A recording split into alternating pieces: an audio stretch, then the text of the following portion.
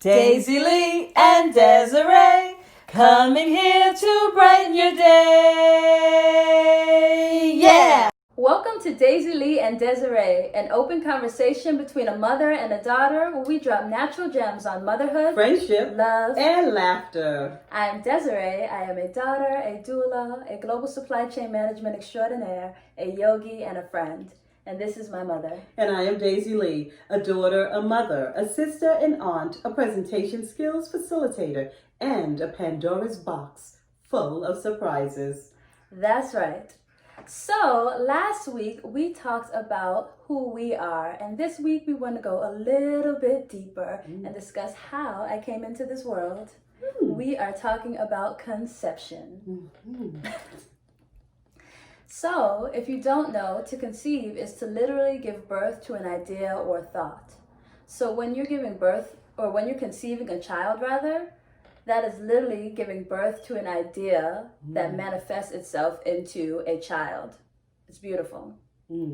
A lot of us look at conception in very scientific lenses. Everyone knows egg meets sperm, sperm turns to zygote, zygote turns to embryo, embryo turns to baby. 30 years later, you get me.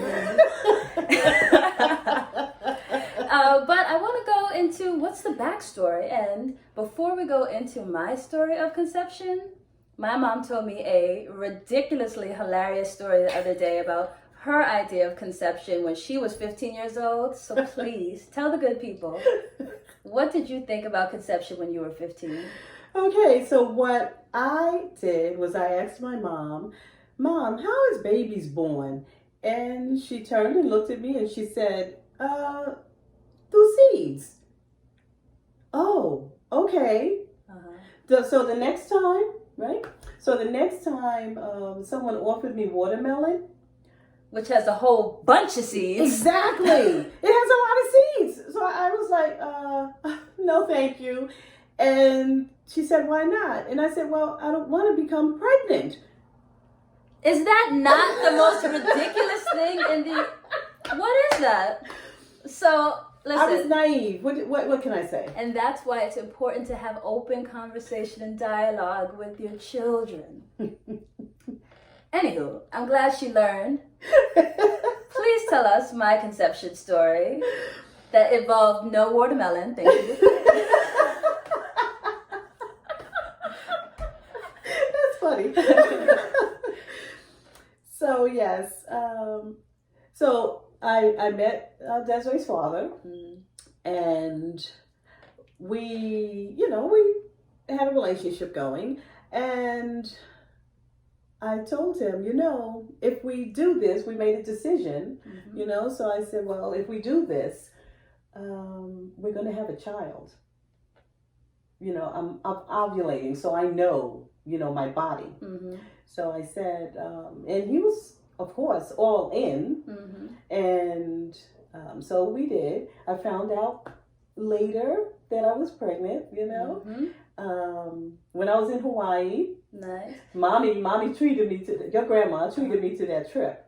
Very nice. I was living it up in Hawaii before I even knew. So how did you know that you were ready?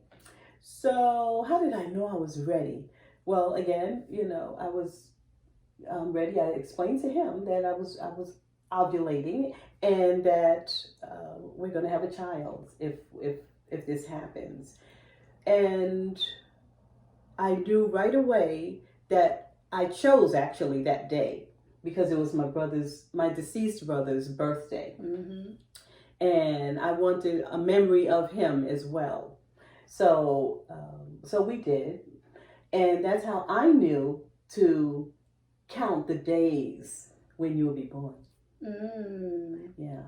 And you were born on the exact day I said you were going to be born.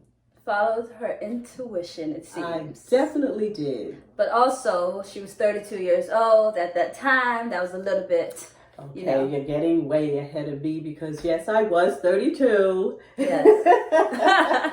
Which was, a lot of people were not waiting until 32 back then, right? No, that's what made me ask the question to my mom, because I knew a few people that were getting pregnant So I asked her. Oh, when you were 15? When I was 15, oh, yeah. Oh. So they were starting early to become pregnant and have children. And I wanted to, travel the world. Right. Well, my world was the United States. Okay, so what did you do to prep?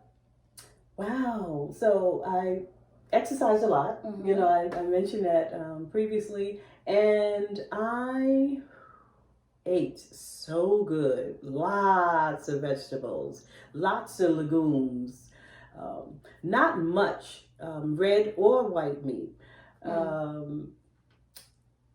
The most important thing is that it was the exercises. And how can I forget this? I made sure and kept positive people around me. That's right. My friend Kwesi, right? I love Kwesi. Yes. I kept her around me. She was always keeping me laughing. We always hung out together and stuff. So it was a nice aura that we had together. Good energy is good key. Energy. Not only in conception, in life. Yes. So I enjoyed. I had a good pregnancy. Good. I did. What about you? Were you, preparing in any type of way? What I will say is that I'm in a constant state of becoming a better version of myself. But I don't do that only for myself. I also do that in preparation for a child, whenever that is to be or whenever that is to come, right? Because I want to create a healthy environment for the child. I want to create an environment of love. I want to create, just do my best for that child and for generations to come. So I take my body very seriously. I take my health very seriously. I take womb wellness very seriously, because the womb is like all creation. That's really God's gift. God has many gifts, yes. But I know, but it's creation of child. Yes, but I mean, the womb is so dynamic, and I just honor it so much. Because that's how you're here, I'm here, how you're here. So I just have such reverence. And that's what I do to prep. I also consider this, it's a philosophy. It's called conscious conception. And I never heard of that. Conscious conception? Yeah. Okay. So, no, I really, really love this topic because it really gives just us an opportunity to be better and to think better and to prepare in a wiser way. So what is conscious conception? Conscious conception is a philosophy that one is looking at all facets of their life to create a dynamic environment for a child, because you have to look at yourself emotionally, you have to look at yourself spiritually, you have to look at yourself, and these are all purely my opinions, but you have to look at yourself mentally. Who are the people that you're keeping around you, right? It's just a philosophy of looking at all facets of your life to ensure that you're creating a beautiful environment for a child. So that's why I do a lot of research on that, because I'm a doula, so that's why I look a lot into that. And I also look into fertility yoga, and yoga is not only poses, right? Yoga is also about meditation, visualization. If you are struggling in some capacity, can you visualize a sperm and an egg meeting within your womb and creating and becoming more, and the cells are dividing and dividing and dividing, and next thing you know, you have a baby within your womb, right? You have to visualize that so that it can come into fruition. And it's not only visualization, it's the breathing, it's keeping your stress levels down. There's so much one can do to create such a beautiful environment for a child, and that's why it's so important to me that my partner and I are very ingrained in that philosophy of conscious conception, just for ourselves, but also for generations to come. Nice. That's very nice. Yeah, it's so important. Conscious conception. I learn, and I learn every day. Thank you. Yeah, well, look it up. Please do your research. I mean, there's just so many wonderful things to say. Oh, and of course, detoxing your mind, detoxing your body, detoxing your spirit, releasing traumas from your body so that you can really do the work, so that that child does not have to do as much as you did, and they have a better chance, and the generations after them have a better chance, and they have a better chance. So honestly, I can go on about this. Yes, you can. I could go on about this for centuries. It is so interesting, such a dynamic topic. Clearly, I just listen. It's great. Look into it. I encourage women and sons and boyfriends and husbands and partners to just, look into it, visualize for yourself, do breathing exercises, just look into the full gamut of it so that you can give yourself and that child a chance. Yeah, and also planning. You can plan when you want a child. So what a concept. Yes. Yeah, you can plan it rather than right away saying, I'm pregnant. Yes. Yeah. But so that is not to say that there are not people who struggle, very much so. Yes. So that is a very, very real thing. Several people have a lot of difficulties. And so there's a lot of work that goes into manifesting a child. Right.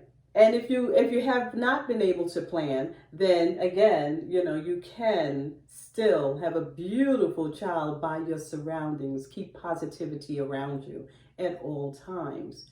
Think positive thoughts. Yep, I agree. So that is it for this episode. What I would like to also say is talk to your parents. What is your conception story? If you have children, tell them their conception story if they are old enough to know what you mean by that. Right. Yeah, and if you're older, you talk to your parents. You ask grandma. Some people may not know. Maybe they may not know. It could be tacos and tequila. That's your story. And please find your own story if it's tacos and tequila. Anyway, we're just going on too loud. Have a beautiful day. Thank you for watching. And as always, cheers.